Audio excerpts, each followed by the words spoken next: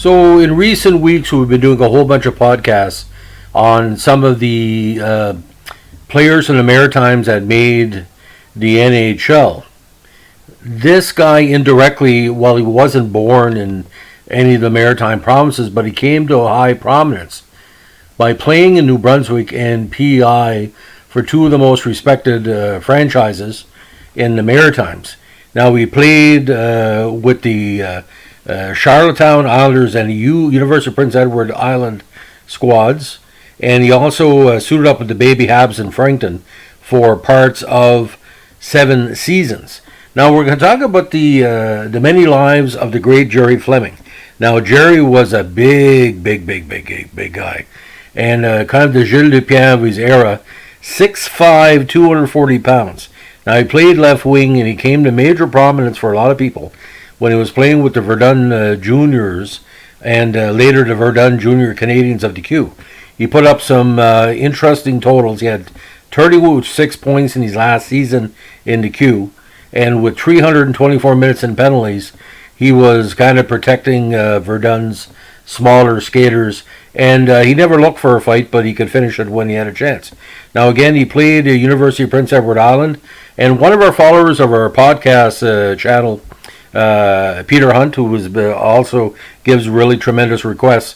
He mentioned the fact that Gerry was a neighbor at Blanchard Hall at UPI. Well, you can't miss this guy because he was blonde, tall, kind of looked like a superhero guy, something you would see out of an X-Men comic book from back in the 80s or 90s. Anyway, getting back to Gerry. Gerry was not drafted, but he was signed by the Montreal Canadians. He was sent to the Frankton Canadians for seasoning.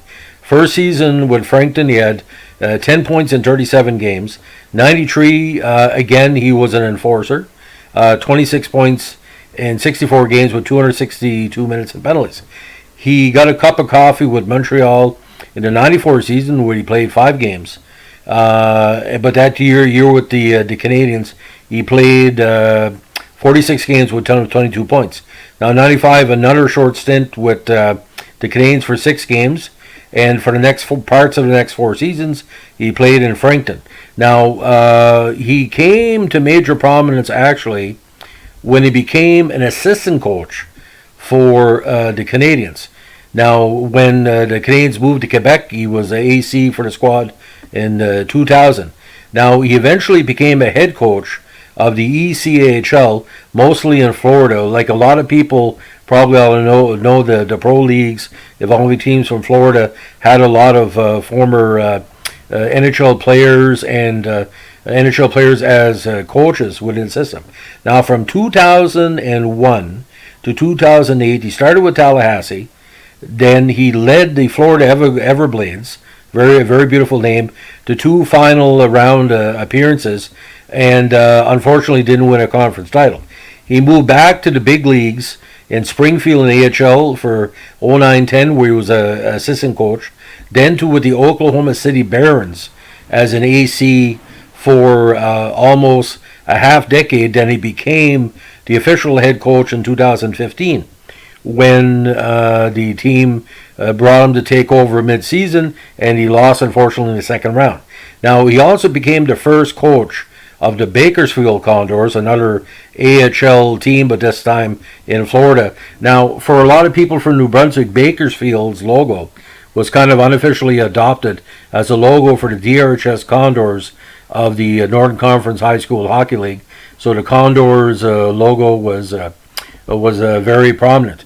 Now, he coached the Condors up until the 2018 season, and put up some really impressive win-loss numbers, and I tell you why. He never had a losing season as a head coach. The best season he had was 2006 with the Everblades, 48-20-0 in 72 contests, and again he lost in the third round. See, Florida was a weird thing. They had multiple playoff rounds. He's second to last season with Florida. His team lost in the fourth round. Sort of similar you're seeing with the NHL format this year. So Gerry stand out for a lot of players.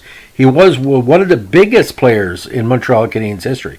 And the fact was, he was a fan favorite, not only university hockey, not only in the Q, not only in the New Brunswick Senior Hockey League, but the AHL. I remember a lot of people telling me that Gerry, if anything, was an overachiever because he wasn't putting up the points as a player, which would normally lead you to be drafted, but his toughness and his durability really stood out.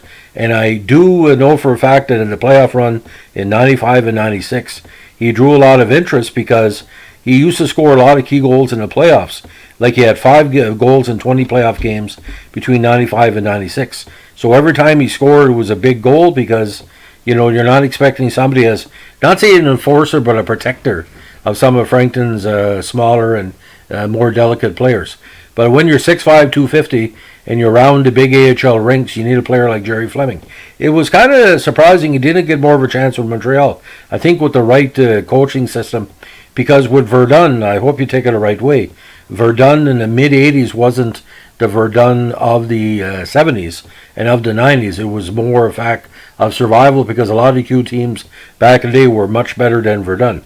They had a rough time at that time because, you know, 2 or 3 years they didn't do very big playoff runs when he was there. So that's the many lives of Gerry Fleming. Again, a big thank you to our great follower Peter Hunt for making indirect requests.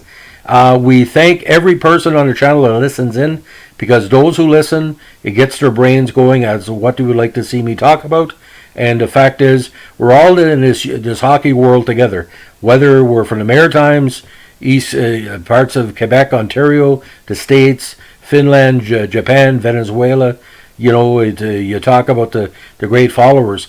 What's nice about the podcast channel, you can connect with people of similar thought. And we're not a political channel. We're not a left wing, right wing. When we talk left or right wing here, it's hockey. It's not politics. You can come here and be safe in the knowledge that we're going to talk about the obscure, the important, the historic, the interesting, something like, you know, you stop for a cup of coffee and you can change the ingredients. We're just a cup of coffee in your day. If you're taking 5 to 7 minutes, consider this, sit down, have a cup of coffee, cup of tea, cup of juice, and just enjoy the memories. And if you like what we're doing, let us know. But if you don't like it, let us know. Tell us how we can improve. We can only get better with your support. So thanks for listening. That's the many lives of Gerry Fleming. Have a good day.